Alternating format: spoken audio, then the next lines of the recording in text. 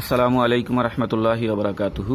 Society for social and technological support Bangladesh office কর্তৃক পরিচালিত আনাস বিন মালিক রাদিয়াল্লাহু তাআলা ইসলামিক কমপ্লেক্স ভোলা কর্তৃক আয়োজিত দূরশিক্ষণ কার্যক্রমের এই অংশে সর্বপ্রথমেই এসএসটিএসের মহাপরিচালক ডক্টর সাইদ সাবরি স্যার, শিক্ষা বিভাগের অন্যতম কর্মকর্তা ও কলাকুশলী সহ জনাব জাফর আহমদ স্যার, জনাব আব্দুল মুকিত স্যার সহ সকলকে সাদর অভিনন্দন। সাথে অভিনন্দন জানাচ্ছি যে সমস্ত দর্শকরা আমার এই ভিডিওটি দেখছেন তাদের, এবং অভিভাবক ও আমার প্রাণপ্রিয় ছাত্রছাত্রী সকলকে আবারও সাদর শুভেচ্ছা জানিয়ে শুরু করছি আজকের ক্লাস। আর এই আজকের পুরো ক্লাসটি জুড়েই আমি তোমাদের সাথে আছি জনাব মোহাম্মদ সুলাইমান স্যার, সহকারী শিক্ষক সামাজিক বিজ্ঞান, ইসলামিক কমপ্লেক্স ভোলা। আশা করি তোমাদের কাছে ভালো লাগবে। প্রিয় শিক্ষার্থীবৃন্দু, আজকের ক্লাসটি আমি যাদের জন্য উপস্থাপন করছি তা হচ্ছে বাংলাদেশ ও বিশ্ব পরিচয় অষ্টম শ্রেণী। প্রিয় শিক্ষার্থীবৃন্দু, আশা করি তোমরা আগের ভিডিওগুলি দেখেছো এবং যথাযথভাবে হোমওয়ার্ক, বাড়ির কাজ শেষ করে রেখেছো।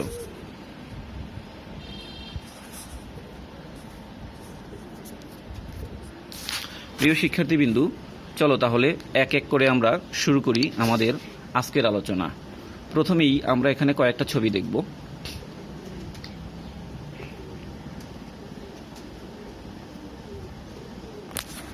প্রিয় শিক্ষার্থীবৃন্দু, আমরা এখানে ছবিতে কি দেখতে পাচ্ছি? আমরা ছবিতে যে দেখতে পাচ্ছি এখানে কয়েকটা ছবি, অর্থাৎ ছবিতে বিভিন্ন শিল্পের ভিতরের অংশকে দেখা যাচ্ছে। হ্যাঁ, আমাদের আজকের যে আলোচনা সেই আলোচনা হলো অধ্যায় 12 পাঠ 4, পাঠ শিরোনাম বাংলাদেশের প্রধান প্রধান শিল্প। প্রিয় শিক্ষার্থীবৃন্দু, আজকের আলোচনার শিক্ষণফল এখান থেকে তোমরা যা শিখতে পারবে, প্রথমত পাট শিল্প সম্পর্কে বিস্তারিত বলতে পারবে, 2 বস্ত্র শিল্প সম্পর্কে তোমরা বলতে পারবে, পোশাক শিল্প সম্পর্কে তোমরা বলতে পারবে, এছাড়াও অন্যান্য আরও গুরুত্বপূর্ণ কিছু শিল্প সম্পর্কে তোমরা আজকের আলোচনায় জানতে পারবে। প্রিয় শিক্ষার্থীবৃন্দু, চলো তাহলে এক এক করে শুরু করি আমাদের আজকের মূল আলোচনা। সর্বপ্রথমেই বাংলাদেশের যে অন্যান্য যে প্রধান শিল্প, এই শিল্প সম্পর্কে আমরা জানব যে বাংলাদেশের অর্থনীতির শিল্প হচ্ছে অন্যতম গুরুত্বপূর্ণ খাত, যেটা আমাদের যে জিডিপি রয়েছে, মোট অভ্যন্তরীণ উৎপাদন, এই মোট অভ্যন্তরীণ উৎপাদনে এই শিল্পগুলির যথেষ্ট গুরুত্ব রয়েছে। আমাদের দেশি এবং বিদেশি উদ্যোক্তা যারা রয়েছে তাদের মধ্যে দিয়ে আমাদের দেশে বিভিন্ন ধরনের হাজার হাজার লক্ষ লক্ষ শিল্প প্রতিষ্ঠান গড়ে উঠেছে, যা বাংলাদেশের আর্থ সামাজিক উন্নয়নে যে বেস্ট প্রভাব রাখে। তাহলে চলো শুরু করি বাংলাদেশের প্রধান প্রধান শিল্পগুলি সম্পর্কে। প্রথমেই আমরা জানব বাংলাদেশের অন্যতম একটি শিল্প পাট শিল্প সম্পর্কে। হ্যাঁ, আমাদের দেশের পাট শিল্প বেশ সমৃদ্ধ এবং অনেক পুরনো। বাংলাদেশে অনেক আগে থেকেই পাট শিল্প গড়ে উঠেছিল। প্রিয় শিক্ষার্থীবৃন্দু, 1951 সালে নারায়ণগঞ্জে আদমজি পাটকল প্রতিষ্ঠার মধ্যে দিয়ে আমাদের দেশের পাট শিল্পের যাত্রা শুরু। আর একটা সময় ছিল আমাদের দেশের প্রধান অর্থকারী ফসল ছিল পাট, যেই পাট বিক্রি করে কৃষকরা তাদের চাহিদা পূরণ করত, অনেক টাকা পাইত। তো যাই হোক প্রিয় শিক্ষার্থীবৃন্দু, বর্তমানে 1951 সালে আদমজি জুট পাটকল স্থাপনের মধ্যে দিয়ে আমাদের দেশের যে পাট শিল্পের যাত্রা শুরু, সেই পাট শিল্প বর্তমানে বাংলাদেশে 76টি পাট শিল্প রয়েছে, পাটকল রয়েছে। বাংলাদেশে 76টি পাটকল রয়েছে। এক সময় এই পাটকলগুলো শুধু পাটের বস্তাই উৎপাদন করত, কিন্তু এখন নানামুখী পণ্য সামগ্রী এই পাটকল থেকে উৎপন্ন হচ্ছে, যেমন পাটের ব্যাগ, কার্পেট, জাজিম ইত্যাদি বিষয়গুলি পাট দিয়ে তৈরি হয়। আরও গুরুত্বপূর্ণ অনেক সুন্দর সুন্দর বিষয় পাট থেকে উৎপন্ন হয়। বাংলাদেশের জাতীয় অর্থবছর 2009 ও 10 পাট ও পাটজাত সামগ্রী বিক্রি করে 32 কোটি মার্কিন ডলার আয় করেছিল। 32 কোটি মার্কিন ডলার আয় করেছিল। প্রিয় শিক্ষার্থীবৃন্দ, আমরা জানলাম পাট শিল্প সম্পর্কে। এবার জানব বস্ত্র শিল্প সম্পর্কে। 1947 সালে যখন ভারত ও পাকিস্তান বিভক্ত হয়, ব্রিটিশরা যখন দেশ ছেড়ে চলে গিয়েছিল, তখন আমাদের এই বাংলাদেশের এই অংশে মাত্র 8টি পাটকল ছিল। বর্তমানে ঢাকা, কুমিল্লা, চট্টগ্রাম, টাঙ্গাইল প্রভৃতি অঞ্চলে প্রচুর বস্ত্র এবং সুতাকল রয়েছে। তাহলে যেখানে 1947 সালে আমাদের দেশে মাত্র 8টি বস্ত্রকল ছিল, সেখানে এখন হাজার হাজার বস্ত্রকল আমাদের দেশে রয়েছে। তবে উল্লেখযোগ্য অঞ্চলগুলির নাম দেওয়া আছে ঢাকা, কুমিল্লা, চট্টগ্রাম, টাঙ্গাইল, এই সমস্ত অঞ্চলেই আমাদের দেশের পাটকলগুলি বেশি রয়েছে। আমাদের দেশের যে বস্ত্রশিল্প, এই বস্ত্রশিল্পের উৎপাদন তুলনামূলক বাড়ানো সম্ভব এজন্য কারণ আমাদের দেশে কম মূল্যে বেশি শ্রমিক নিয়োগ করা যায়। যখন আমাদের দেশে শিল্পায়ন শুরু হয়েছিল, তখন এই শিল্পায়ন, এই বস্ত্রশিল্পই ছিল আমাদের দেশের প্রধান শিল্প। যদিও এখন স্টেপ একটু নিচে নেমে গেছে। প্রিয় শিক্ষার্থীবৃন্দু, 2011 এবং 12 অর্থ বছরে 172.08 মিলিয়ন কেজি সুতা এবং 56.54 মিলিয়ন মিটার কাপড় উৎপন্ন হয়েছিল। জানলাম বস্ত্রশিল্প সম্পর্কে। চলো তাহলে এবার জানি পোশাক শিল্প সম্পর্কে। সম্প্রতি বাংলাদেশে তৈরি পোশাক উল্লেখযোগ্য অগ্রগতি হয়েছে। গত শতকের 80-র দশকে এই শিল্পের অগ্রযাত্রা শুরু হয়, অর্থাৎ 1980 সাল থেকে আমাদের দেশে পোশাক শিল্পের যাত্রা শুরু। সেজন্যই বলা হয়েছে যে গত শতকের 80-র দশকে আমাদের দেশের পোশাক শিল্পের যাত্রা শুরু। অতি অল্প সময়ের মধ্যে এই দেশটা পোশাক শিল্পে বেশ সমৃদ্ধ হয়েছে এবং আমাদের দেশের রপ্তানিমুখী শিল্পে পরিণত হয়েছে। বর্তমান দেশে 3000-এরও অধিক পোশাক শিল্পের ইউনিট আমাদের দেশে রয়েছে, আর এতে প্রায় 40 লক্ষ শ্রমিক কাজ করছেন। বাংলাদেশ, আমেরিকা, যুক্তরাষ্ট্র ও ইউরোপের দেশগুলিতে আমাদের দেশের যে পোশাক, বিপুল পরিমাণ পোশাক রপ্তানি করে বিপুল বৈদেশিক মুদ্রা আয় করছে। 2012 ও 13 অর্থ বছরের মার্চ পর্যন্ত বাংলাদেশের তৈরি পোশাক থেকে 8,090 মার্কিন ডলার আয় হয়েছে। প্রিয় শিক্ষার্থীবৃন্দ, তোমরা গভীর মনোযোগের সহিত দেখবে। এখানে তোমাদের জন্য একটি একক কাজ রয়েছে। এটার জন্য 3 মিনিট সময়, ভিডিওটাকে এক্সটেন্ড করে তোমরা একক কাজটা সম্পন্ন করবে। কাজটা হচ্ছে বাংলাদেশের পোশাক শিল্পের ভবিষ্যৎ সম্ভাবনা কেমন, এ বিষয়ে তোমার মতামত ব্যক্ত করবে। 3 মিনিটে তুমি 3টা 4টা বা 5টা মতামত ব্যক্ত করে ছবি তুলবে। ছবি তুলে আমাদের ইসলামিক কমপ্লেক্স যে ক্লাস 8 যে ইমো গ্রুপ অথবা মেসেঞ্জার গ্রুপ অথবা হোয়াটসঅ্যাপ গ্রুপ অথবা জুম গ্রুপ, এখানে তোমরা দিয়ে দেবে। প্রিয় শিক্ষার্থীবৃন্দু, 3 মিনিট সময় নিয়ে কাজটা করে শেষ করে গ্রুপে দেবে। আশা করি কাজটা শেষ করেছো। চলো তাহলে আমরা আমাদের পরের অংশে চলে যাই। পরের অংশে আমরা জানব চিনি শিল্প সম্পর্কে। দেখো, চিনি আমাদের অতীব প্রয়োজনীয় এবং গুরুত্বপূর্ণ একটি খাদ্যপণ্য, যেটা আমাদের প্রতিনিয়তই প্রয়োজন হয়। আমাদের প্রত্যেকটা ঘরে ঘরেই চিনির প্রয়োজন। আর এই চিনি উৎপন্ন হয় আখ থেকে। আখ থেকে চিনি এবং গুড় দুটেই তৈরি হয়। আর 1933 সালে নাটোরের গোপালপুরে, খেয়াল করো বন্ধুরা, 1933 সালে নাটোরের গোপালপুরে প্রথম চিনিকল প্রতিষ্ঠিত হয়। বর্তমানে দেশে 17টি চিনিকল আছে। আমাদের যে চিনির চাহিদা, এই চিনির চাহিদা অনুযায়ী, অর্থাৎ আমাদের দেশে চিনি উৎপন্ন হয় না। অথচ হবে চিনি। প্রিয় শিক্ষার্থীবৃন্দু, আমাদের দেশে চিনির যে চাহিদা রয়েছে, সেই চাহিদা অনুযায়ী চিনি আমাদের দেশে উৎপন্ন হয় না, যার কারণে বিদেশ থেকে প্রতি বছর প্রচুর চিনি আমাদের আমদানি করতে হয়। তো তোমাদের জ্ঞাতার্থে বলছি, 2011 এবং 12 অর্থ বছরে আমাদের দেশের যে উৎপাদিত চিনির পরিমাণ ছিল 69.31 হাজার মেট্রিক টন। 69.31 হাজার মেট্রিক টন।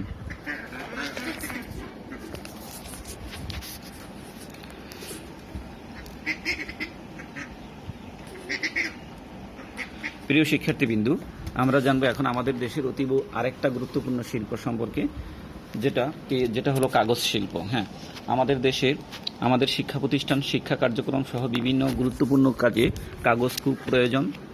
এই কাগজ শিল্প সম্পর্কে জানবো এখন। কাগজ সম্পর্কে তোমরা সবাই অতি পরিচিত।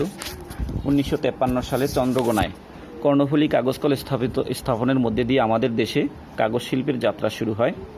সরকারি পর্যায়ে কর্ণফুলী, পাকশি, খুলনা হার্ডবোর্ড ও নিউজপ্রিন্ট মিল ছাড়াও বেসরকারি পর্যায়ে বসুন্ধরা ও মাগুরা পেপারস মিল উল্লেখযোগ্য কাগজ শিল্প প্রতিষ্ঠান। তাহলে 1953 সালে আমাদের দেশে কর্ণফুলী কাগজ কল স্থাপনের মধ্যে দিয়ে কাগজ শিল্পের যাত্রা শুরু হলো। সরকারি পর্যায়ে পরিচালিত যে কাগজ কলগুলি রয়েছে তার মধ্যে রয়েছে কর্ণফুলী, পাকশি, খুলনা হার্ডবোর্ড ও নিউজ প্রিন্ট মিল, আর বেসরকারি পর্যায়ে রয়েছে বসুন্ধরা এবং মাগুরা পেপারস মিল।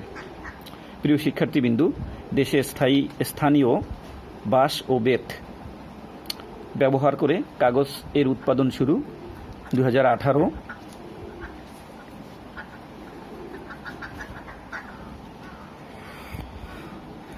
দেশের স্থানীয় বাঁশ ও বেত ব্যবহার করে কাগজের উৎপাদন শুরু হয়। প্রিয় শিক্ষার্থীবৃন্দু, 2011 ও 12 অর্থ বছরে আমাদের দেশে কাগজের উৎপাদনের পরিমাণ ছিল 53.16 হাজার মেট্রিক টন। 53.16 হাজার মেট্রিক টন। জানলাম কাগজ শিল্প সম্পর্কে। চলো আমরা এখন জানি সার শিল্প সম্পর্কে। আমাদের কৃষিকাজের সাথে ওতপ্রোতভাবে সংযুক্ত অন্যতম একটি উপাদান হচ্ছে সার। বর্তমানে যে কৃষিকাজ, এই কৃষিকাজ করার ক্ষেত্রে সারের বিকল্প নেই। সার ছাড়া কৃষিকাজের কথা চিন্তাই করা যায় না। প্রিয়, সেই সার শিল্প সম্পর্কে জানবো এখন।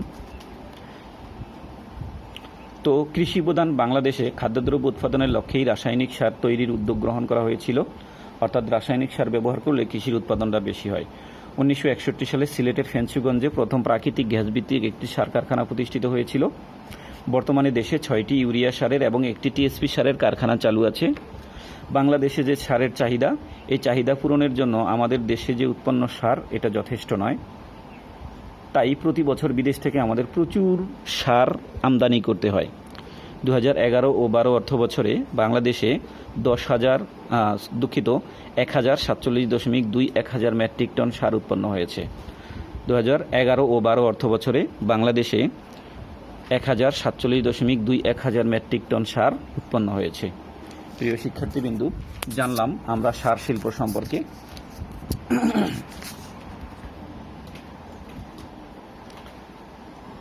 এবার জানবো আরেকটি প্রতিষ্ঠান সিমেন্ট শিল্প সম্পর্কে জানবো এখন আমরা। প্রিয় শিক্ষার্থীবৃন্দু, পাকা বাড়ি, দালান কোঠা বা অন্যান্য গুরুত্বপূর্ণ কাজে আমাদের দেশে আমাদের সিমেন্টের অতীব প্রয়োজন। এই 1940 সালে ছাতক সিমেন্ট কারখানা স্থাপনের মধ্যে দিয়ে এদেশের সিমেন্ট শিল্পের যাত্রা শুরু হয়। বর্তমানে বাংলাদেশে বড় ও মাঝারি আকারের 12টি সিমেন্ট কারখানা রয়েছে। এসব কারখানায় দেশের মোট চাহিদার অর্ধেক সিমেন্ট উৎপাদিত হয়। বাকি সিমেন্ট আমাদের বিদেশ থেকে আমদানি করতে হয়। 2011 ও 12 অর্থ বছরে 3,197.11 হাজার মেট্রিক টন সিমেন্ট উৎপাদিত হয়েছিল। 3,197.11 হাজার মেট্রিক টন সিমেন্ট উৎপাদিত হয়েছিল। প্রিয় শিক্ষার্থীবৃন্দু, আমরা এখন জানব আরও একটা গুরুত্বপূর্ণ শিল্প, ঔষধ শিল্প সম্পর্কে। হ্যাঁ, বর্তমান বাংলাদেশের যে ঔষধ শিল্প, এটা সম্ভাবনাময় একটা শিল্প হিসেবে বিবেচিত হচ্ছে। একটা সময় আমাদের দেশে প্রচুর অর্থ খরচ করে বিদেশ থেকে ঔষধ আমদানি করতে হতো। এখন সরকারি ও বেসরকারি উদ্যোগে অনেক ঔষধ শিল্প আমাদের দেশে গড়ে উঠেছে। তো এখন আর ঔষধ আমাদের আমদানি করতে হয় না। আমাদের চাহিদা পূরণ করে আমরা বিদেশে ঔষধ রপ্তানিও করতে পারছি। তাই রপ্তানিমুখী শিল্প হিসেবে এটার যথেষ্ট সম্ভাবনা আমাদের দেশে রয়েছে। 2011 ও 12 অর্থ বছরে আমাদের দেশে 20 কোটি টাকার ঔষধ রপ্তানি হয়েছিল। 2011 ও 12 অর্থ বছরে আমাদের দেশে 20 কোটি টাকার ঔষধ রপ্তানি হয়েছিল। প্রিয় শিক্ষার্থীবৃন্দু, এখন এ পর্যায়ে আমরা আমাদের গুরুত্বপূর্ণ শিল্পগুলি সম্পর্কে জানলাম। তো এখন আমরা আরও গুরুত্বপূর্ণ কয়েকটা শিল্প সম্পর্কে জানব। তার ভিতরে সর্বপ্রথমেই রয়েছে চামড়া শিল্প। বাংলাদেশে প্রচুর পরিমাণ ছাগল, গরু, মহিষ ইত্যাদি পালন করা হয় এবং মাংসের জন্য এই সমস্ত পশুর চামড়া রয়ে যায়, উৎপন্ন হয়।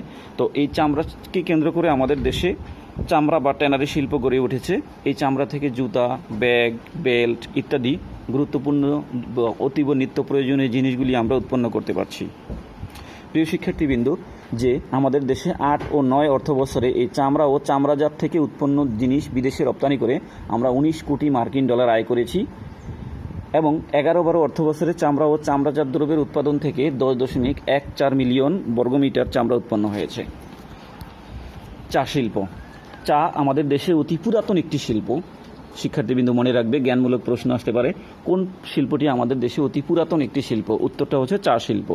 হ্যাঁ, বাংলাদেশের সিলেট অঞ্চলে প্রচুর চা বাগান রয়েছে। এছাড়াও চট্টগ্রাম, পার্বত্য চট্টগ্রাম, দিনাজপুর, পঞ্চগড়, মৌলভীবাজার এই সমস্ত অঞ্চলেও আমাদের দেশে প্রচুর চা বাগান রয়েছে। 2011 ও 12 অর্থ বছরে আমাদের দেশে 61.01 হাজার মেট্রিক টন চা উৎপন্ন হয়েছিল। তুলা শিল্প, আমাদের দেশের যে বস্ত্রশিল্পগুলি গড়ে ওঠে কিন্তু এই তুলা থেকে।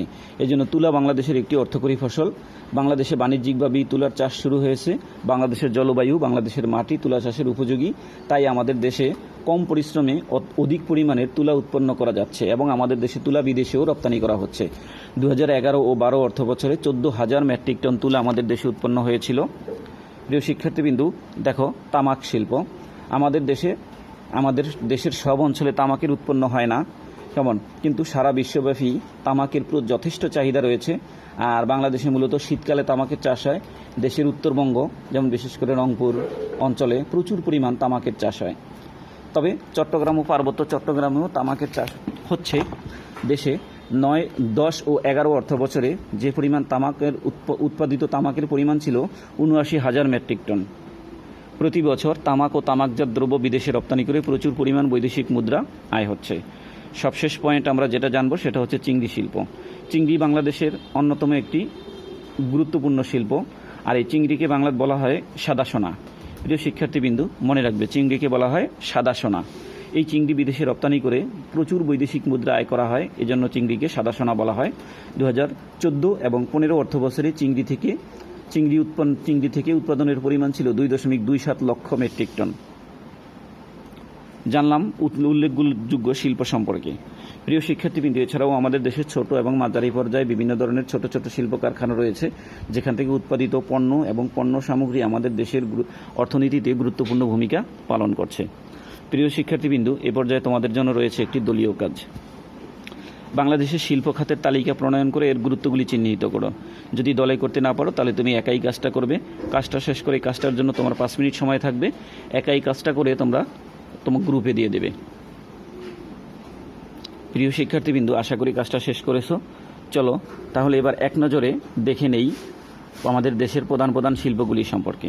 দেখো, এতক্ষণ আমি যা আলোচনা করলাম, এক নজরে আমাদের দেশের প্রধান শিল্প: পাট শিল্প, বস্ত্র শিল্প, পোশাক শিল্প, চিনি শিল্প, কাগজ শিল্প, সার শিল্প, সিমেন্ট শিল্প, ঔষধ শিল্প, চামড়া শিল্প, চা শিল্প, তুলা শিল্প, তামাক শিল্প, চিংড়ি শিল্প।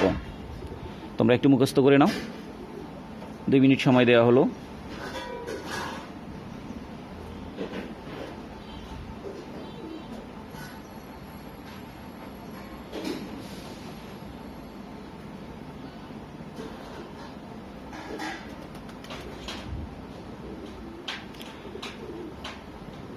আশা করি মুখস্থ করেছো প্রিয় শিক্ষার্থীবৃন্দু। চলো তাহলে চলে যাই আমাদের আলোচনার শেষ পরের অংশে, অর্থাৎ এ পর্যায়ে রয়েছে মূল্যায়ন। মূল্যায়নের জন্য আমি বহু নির্বাচনী কয়েকটা প্রশ্ন উপস্থাপন করেছি। দেখো উত্তরগুলি মিল করতে পারো কিনা। বৈদেশিক মুদ্রা আয়ের সবচেয়ে বেশি ভূমিকা রাখে কাঁসা শিল্প, চা শিল্প, পোশাক শিল্প, চিনি শিল্প। তোমার কাছে কোনটা মনে হয়?